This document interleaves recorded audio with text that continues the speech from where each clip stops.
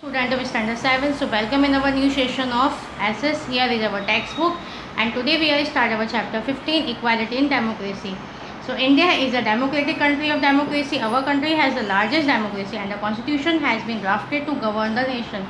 The constitution is called the guidelines for governing the country. India has the largest written constitution in the world and many provisions have been made in the constitution for smooth management among its language, caste, religion and economic difference. तो India is a vast country और काफ़ी diverse country भी है India हमारी, और इसीलिए हर ऐसी country को कॉन्स्टिट्यूशन चाहिए होता है वहाँ की गवर्नमेंट की गाइडलाइंस के लिए. और इंडिया का जो कॉन्स्टिट्यूशन है वो लार्जेस्ट रिटन कॉन्स्टिट्यूशन है वर्ल्ड का. इसमें काफ़ी सारे प्रोविजंस भी हैं जो कि मैनेजमेंट के लिए, किसमें language, caste, religion and economic differences के लिए. ना ये our country is such a vast and diverse country that it can not be manage properly without special arrangement. हमारी कंट्री इतनी वास्ट एंड डाइवर्स है कि ये इसको मैनेज नहीं किया जा सकता बिना स्पेशल अरेंजमेंट के. Split of economic, social and religious difference in our country. All those who drafted our constitution have taken care to ensure that all equal opportunity. यानी इसमें इस तरीके से ड्राफ्ट किया गया है कॉन्स्टिट्यूशन को कि हर किसी को इक्वल अपॉर्चुनिटी मिले. What is equality? The constitution of India stipulate equal opportunity for all. This equality means all are equal and respectable with the same intent.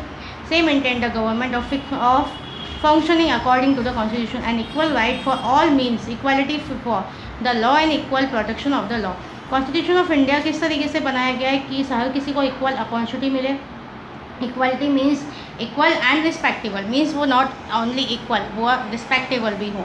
Okay, so here for all means equality before the law and equal protection of the law. हर किसी को equal protection law से मिले और हर कोई equal हो. Competition is held to reach any one place at this point.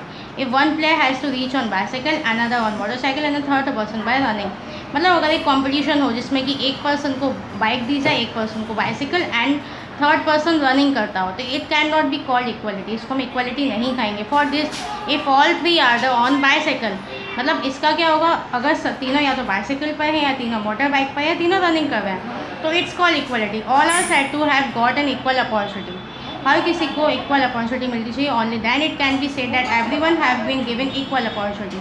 यानी कि हर किसी को अगर इक्वल, सबको सेम टूल्स मिलेंगे तभी वो इक्वल अपॉर्चुनिटी कहलाएगी. Look at the given picture and discuss about equality. Now look at here is the equality. Means तीनों को सेम बॉक्सेस दिए गए हैं, तीनों को सेम बॉक्सेस दिए गए हैं. यहाँ पे जिसको ज़रूरत है सिर्फ उसी को उसके अकॉर्डिंग बॉक्सेस दिए गए हैं. Okay, so this is called justice and this is called equality. So you must have easily understood about equality. Equality can be achieved only if it is providing facility equal to all. Equality means everything is equal for all. The right to equality under the Constitution of India is important for all those who desire to get education, development, business of employment. So it's very important to give equal opportunity and to have holistic development of all. Right to equality is also necessary to maintain our self-esteem. Right to equality किसके लिए? हमारी अपनी self esteem यानी कि self confidence के लिए भी ज़रूरी है. Okay, now here equality to surface यानी कि वोट. तो we see that everyone is given various kind of equality to the constitution. Democracy is the rule of the people, by the people, for the people. Democratic government is formed by the vote of the people, starting from the smallest unit of democracy like Gram Panchayat is the largest panchayat in the country. The parliament, all elections are held for voting. Every citizen above the age of 18 is given the right to vote. Any citizen registered in the enrolled roll can vote.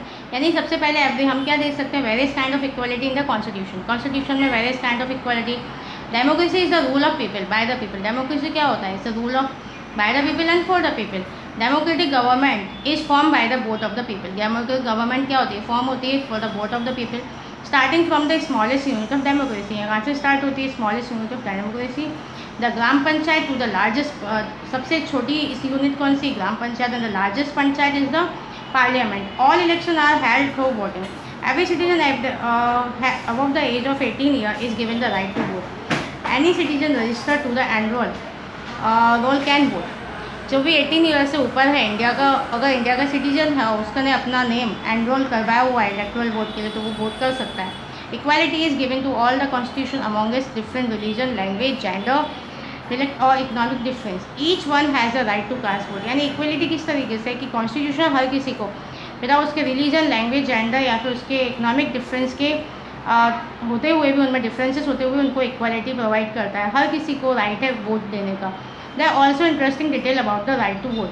काफ़ी सारी और interesting details भी है vote देने के लिए. Voters are made aware of not to vote under fear, threat or intimidation. The election commission make arrangement to explain the importance of voting and to ensure that voting take place without any fear.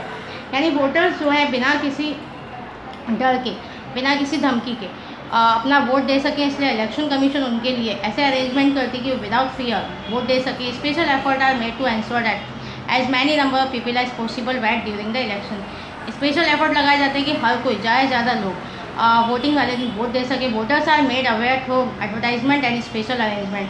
इसके लिए काफ़ी advertisement and special arrangement किया जाता है. Election commission conduct election impartially and in fair manner. Election commission जो था वो ऐसे कंडक्ट कर रहे हैं इलेक्शन की जिस तरीके से इम्पार्शली एंड फेयर मैनर में वोट हो सकें. Special arrangement are made so that all registered voter of India can cast their vote. There are special polling booth for women. Special facility are provide for differently abled person. Next is child labor. The Constitution provides specific guidance on some aspect of equality. Despite the inequality is seen sometimes, child labor is one such inequality. यानी child labor तो हमारी Constitution में child labor जो वो उसको रखता है बच्चे को अगर अंडर 14 ईयर तो वो भी एक क्राइम है. Child labour is a violation of a right to education. अगर कोई चाइल्ड लेबर होगा तो क्या होगा उसको child labour is a violation of the right to education. Child labour में राइट टू एजुकेशन, अगर कोई बच्चा अगर लेबर होगा तो वो उसको एजुकेशन नहीं मिलेगी. All citizen of the country from the age of 6 to 14 you have a right to free compulsory and universal education.